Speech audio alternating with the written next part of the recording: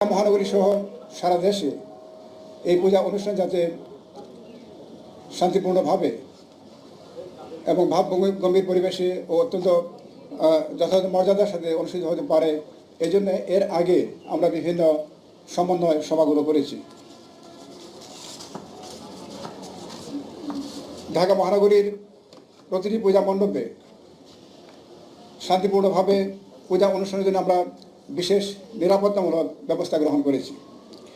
এগুলোর মধ্যে রয়েছে প্রতিটি পূজা মণ্ডপে পর্যাপ্ত সংখ্যক ফিক্সড পুলিশ মোতায়েন, থানা পুলিশ কর্তৃক নিজস্ব অধিক্ষেত্রে টহল ও চেকপোস্ট ব্যবস্থা, উচ্চ ক্ষমতাসম্পন্ন সিসি ক্যামেরা সহ আরটিওআই ও মেটাল ডিটেক্টরের মাধ্যমে চেকিং ব্যবস্থা, আয়োজকদের মধ্যে হতে প্রতিটি পূজা মণ্ডপ কেন্দ্রিক স্বেচ্ছাসেবক দল বা ভলান্টিয়ার মোতায়েন, সাদা পোশাকে ডিবি পুলিশ মোতায়েন, অগ্নি নির্বাপন ব্যবস্থা সহ বিদ্যুৎ ব্যবস্থা সচল রাখা ইত্যাদি।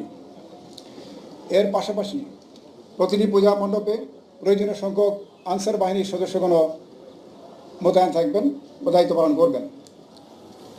একই সাথে আমাদের সশস্ত্র বাহিনীর সদস্যগণ সহ র্যাব ফোর্সের সদস্যরাও তাদের টহল কার্যক্রম এবং অন্যান্য যে নিরাপত্তামূলক কার্যক্রম করবেন। পূজা চলাকালীন সময়ে যান চলাচল স্বাভাবিক রাখার জন্য আমরা প্রয়োজনীয় ট্রাফিক ব্যবস্থাপনা রেখেছি। কোনো কোনো ক্ষেত্রে বিশেষ ক্ষেত্রে ওল্ড ঢাকা সিটিতে রাস্তা সরু হওয়ার কারণে ট্রাফিক কনজেশন কিছু হতে পারে, তবে এজন্য আমি পূজা কমিটিগুলোকে অনুরোধ করেছি পূজা মণ্ডপের আশপাশে কোনো মেলা অথবা অন্য কোনো জনসমাগম যেন না হয় সে বিষয়ে প্রয়োজনীয় ব্যবস্থা গ্রহণ করার জন্য। 13 অক্টোবর তারিখে বিজয়া দশমীর দিন বিসর্জনের মধ্য দিয়ে পূজা অনুষ্ঠান শেষ হবে এবং বিসর্জনে ঢাকা মহানগরীতে 15টি স্থান নির্ধারণ করা হয়েছে।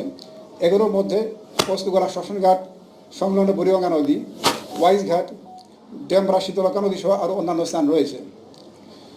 বিসর্জন শোভাযাত্রার জন্য বিশেষ নিরাপত্তা ব্যবস্থা থাকবে। বিসর্জন স্থান সময়ে নৌ পুলিশের টহলের পাশাপাশি আমরা ফায়ার ব্রিগেডকে অনুরোধ করেছি প্রয়োজনীয় নিরাপত্তামূলক ব্যবস্থা গ্রহণ করার জন্য। এছাড়া যে কোনো জরুরি প্রয়োজনে জাতীয় জরুরি সেবা 999 এর মাধ্যমে প্রয়োজনীয় সহযোগিতা নেওয়া যেতে পারে। পূজার দিনগুলোতে মণ্ডপে আগত ভক্তবৃন্দের প্রতি বিভিন্ন চেক পয়েন্টগুলোতে পুলিশ সহ অন্যান্য নিরাপত্তা কর্মীদেরকে প্রয়োজনীয় সহযোগিতার জন্য আমরা অনুরোধ করছি।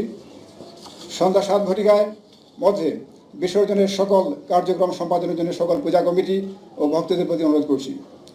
পূজা মণ্ডপ, বিসর্জন শোভাযাত্রা ও বিসর্জনের সময় সকল প্রকার মাদকদ্রব্যের ব্যবহার নিষিদ্ধ।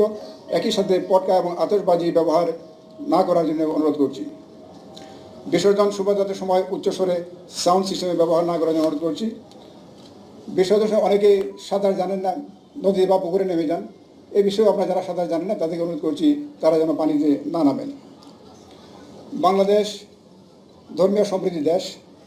আমরা আশা করছি এবছর দুর্গাপূজা উৎসব অনুষ্ঠান অত্যন্ত শান্তিপূর্ণভাবে কোনো বাধাবিঘ্ন ছাড়াই অনুষ্ঠিত হবে। আগস্ট মাসের 5-6 তারিখে যে অবস্থা দেখেছেন, আজকে অক্টোবর মাসের 7 তারিখ, হ্যাঁ, তো আপনারাই ইয়ে করুন যে পুলিশ কী অবস্থায় আছে। এক সময় ছিল পুলিশ এই যে কর্মবিরতি দিয়েছিল, তারাও কাজ শুরু করেছে এবং আমরা বললে তখন আমি মনে করি আপনারা একমত হবেন যে পুলিশ অনেক অ্যাক্টিভ রোলে ফিরে আসছে এবং এই যে পূজা অনুষ্ঠান আমরা অত্যন্ত দৃঢ় মনোবল নিয়ে এই যে আমাদের যে উপর যে দায়িত্ব কর্তব্য আছে সেটি পালন করবো, এতে কোনো ব্যত্যয় ঘটবে না। ইয়াস, এটা আপনার আইনি প্রক্রিয়া নেওয়া হয়েছে, যেগুলো আপনার যে সকল জায়গায় ঘটনা ঘটেছে, যেমন যাত্রাবাড়ি পুলিশ স্টেশন, উত্তরা পূর্ব থানায় ঘটনা ঘটেছে, এগুলো জায়গাতে আপনার পুলিশ কেস হয়েছে, রুজু হয়েছে এগুলোতে, এবং আরও অন্যান্য কেসগুলো রুজু হওয়ার প্রক্রিয়া আছে। অনেকে হয়তো আপনার আত্মগোপনে থেকে এদিক সেদিক পালিয়ে গিয়েছেন। আমরা চাই আমরা চাই সমাজের সকল স্তরের মানুষ আমাদেরকে তথ্যপাত্র সাহায্য করবে এ সকল পলাতক ব্যক্তিরা কোথায় আছে। আমরা চেষ্টা করছি, আপনারা আমাদেরকে সাহায্য করুন।